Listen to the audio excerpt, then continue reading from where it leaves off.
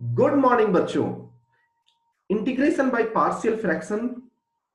Partial fraction क्या होता है? पार्शियल फ्रैक्शन ऐसा फ्रैक्शन जो कि p बाई क्यू फॉर्मेट में हो, जहां p और q एक पॉलिनोमियल फॉर्म हो।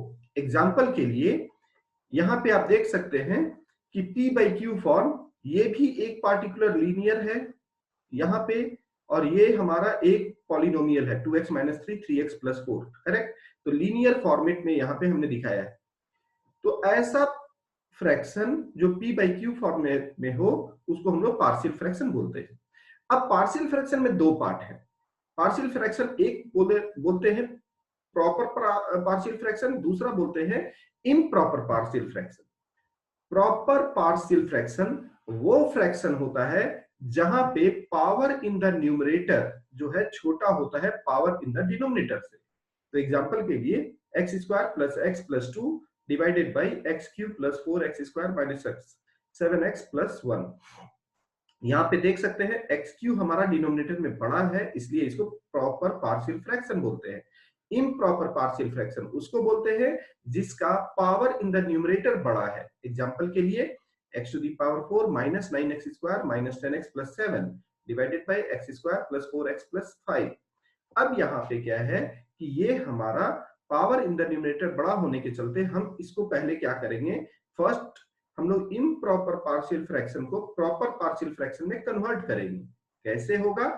हम न्यूमरेटर जो है उसको डिवाइड कर देंगे डिनोमिनेटर से, और यहाँ पे ये हमारा कोसेंट हो जाएगा। This is your remainder and this is your divider. तो ये जो हम लोग जनरली जो डिवीजन करते हैं उस प्रोसेस को फॉलो करेंगे। अब यहाँ पे क्या हुआ कि पावर इन द न्यूमरेटर कम हो गया, पावर इन द डिनोमिनेटर ज्यादा हो गया। अब ये प्रॉपर पार्शियल फ्रैक्शन में हो गया, तो पार्शियल फ्रैक्शन के मेथड के थ्रू हम लोग इसको सॉल्व कर सकते हैं। अब चार कैटेगरीज के प्रॉब्लम जनरली हमें दिखने के लिए मिलते हैं पार्शियल फ्रैक्शन में। पहला है लीनियर नॉन रिपीटेड, यानी कि हमारे नीचे में चाहे इस तरह से हो कि हमारा अलग अलग फैक्टर का फॉर्मेट में है, जैसे x minus 1 x minus 2 x minus 3, ये लीनियर है और नॉन रिपीटेड यानी एक टर्म दोबारा रिपीट नहीं हो रहा है, इसको हम लोग बोलते हैं non repeated linear partial fraction format. इसको कैसे सॉल्व करेंगे आगे देखेंगे। उसके बाद लीनियर रिपीटेड, अगर ये इंटीग्रेशन में आता है और ये हमारा लीनियर टर्म है x माइनस 2, लेकिन ये दो बार रिपीटेड है, हम इसको लिख सकते हैं x minus 2 x minus 2। Same ही टर्म अगर दो बार आता है तो हम उसको बोलते हैं लीनियर रिपीटेड।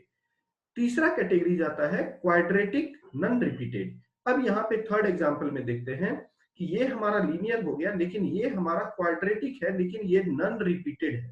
नॉन रिपीटेड होने से हम लोग इसको बोलते हैं क्वाड्रेटिक नॉन रिपीटेड, और इसका एक पार्टिकुलर फॉर्मेट होता है और उस पार्टिकुलर फॉर्मेट के थ्रू हम इसको सॉल्व करते हैं।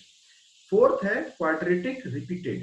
यहाँ पे देख सकते हैं एक्स स्क्वायर प्लस 1 हमारा क्या है, क्वाड्रेटिक है, लेकिन ये हम दो बार लिख सकते हैं x square plus 1 x square plus 1। तो इस तरह के जो फॉर्मेट है उसको हम लोग बोलते हैं क्वाड्रेटिक रिपीटेड। तो हमारे पास जो प्रॉब्लम आते हैं वो लीनियर नॉन रिपीटेड के हो सकते हैं, लीनियर रिपीटेड के हो सकते हैं, क्वाड्रेटिक नॉन रिपीटेड हो सकते हैं या क्वाड्रेटिक रिपीटेड हो सकते हैं। इन चारों कैटेगरीज में हमारे पास जो भी प्रॉब्लम आए उसको हम लोग कैसे सॉल्व करेंगे, मैं उसका मेथड यहाँ पे बता रहा हूं। नाउ अब यहां पे देखते हैं लीनियर नॉन रिपीटेड अगर है हमारा, तो उसको हम किस पार्टिकुलर फॉर्मेट में पार्शियल फ्रैक्शन में लिख सकते हैं। अगर हमारा 1 बाई, मान लीजिए लीनियर टर्म नॉन रिपीटेड है, तो एक लीनियर टर्म के लिए एक कांस्टेंट लेंगे, दूसरे नॉन रिपीटेड दूसरा जो लीनियर फॉर्मेट है उसके लिए हम दूसरा कांस्टेंट लेंगे divided by x minus 2, x minus 3 के बदले में तीसरा कांस्टेंट लेंगे। अब सोचिए यहाँ पे जब हम इसको एलसीएम लेंगे यहाँ पे, तो ए बी सी का हमारा वैल्यू निकल जाएगा, ए बी सी का वैल्यू निकल जाएगा, और मान लीजिए ए का वैल्यू 2 आया, 3 आया, बी का वैल्यू 5 आया, सी का वैल्यू 4 आया। अब हम दोनों साइड में इंटीग्रेट करेंगे तो ये क्या हो जाएगा, 1 बाई एक्स माइनस 1 का log x minus 1 log x minus 2 log x minus 3। यानी कि सबसे ज्यादा इंपॉर्टेंट पार्शियल फ्रैक्शन में एक ही चीज है कि आपका ये देखना है कि हमारा जो पार्शियल फ्रैक्शन का फॉर्मेट में दो या दो से ज्यादा लीनियर टर्म अगर मल्टीप्लाइड है तो हम उसको इस तरह से पहले ब्रेक कर लेंगे। ये ब्रेक करना खाली इंपॉर्टेंट है, उसके बाद ए बी सी का आप कांस्टेंट निकाल सकते हैं, जो मैं एक्सरसाइज के थ्रू बहुत ही क्वेश्चन इसमें करेंगे और ट्रिक भी बताएंगे। पहले कैसे लिखते हैं उसको हम लोग देखते हैं। दूसरा है यहाँ पे लीनियर टर्म है x माइनस टू, लेकिन ये रिपीटेड है x minus two, x minus two. तो ए पहले एक लीनियर टर्म के लिए एक x माइनस टू, फिर दूसरे को हम लोग b by x minus two का होल स्क्वायर, ये लिखने का तरीका है।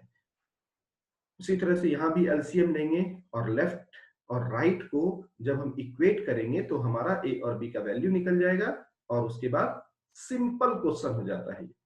उसी तरह से क्वेश्चन नंबर जो अगर हमारा क्वाड्रेटिक नॉन रिपीटेड है तो एक लीनियर के लिए अब हम सीख लिए हैं एक कांस्टेंट चाहिए, तो पहले लीनियर के लिए लिखेंगे, और एक हमारा क्वाड्रेटिक है जो हमारा नॉन रिपीटेड है। करेक्ट, क्वाड्रेटिक है नॉन रिपीटेड है, तो एक क्वाड्रेटिक के लिए ऊपर में एक लीनियर टर्म ऐसा लिखेंगे bx प्लस सी। ठीक है, हम लोग already quadratic equation integration by substitution में इस चीज को देख चुके थे कि कैसे हमको इसको सॉल्व करना है। ठीक है, नाउ क्वाड्रेटिक अगर रिपीटेड है, क्वाड्रेटिक रिपीटेड में यहाँ पे देखिए, यहाँ पे ये प्रॉपर पार्शियल फ्रैक्शन है, क्योंकि ये कैसे पता चलेगा, एक्स स्क्वायर का होल स्क्वायर है, यानी एक्स का पावर 4 इंटू एक्स, एक्स का पावर 5 कहीं ना कहीं डिनोमिनेटर में आएगा। तो हम लोग इसको पहले एक लीनियर टर्म के लिए हमने a बाई एक्स लिखा, फिर एक क्वाड्रेटिक है, एक क्वाड्रेटिक के लिए एक linear, correct, bx plus c by x square plus 1 और dx प्लस ई का divided by x square plus 1 का होल स्क्वायर। इस तरह से हम लोगों को पहले ये चीज में हमारा कमांड हो गया। तो ये बेसिक थ्योरी था और इस बेसिक थ्योरी के आधार पे अब हम लोग नेक्स्ट क्वेश्चन को बनाना शुरू करते हैं। आई होप आपको ये पूरी तरह से क्लियर हुआ होगा।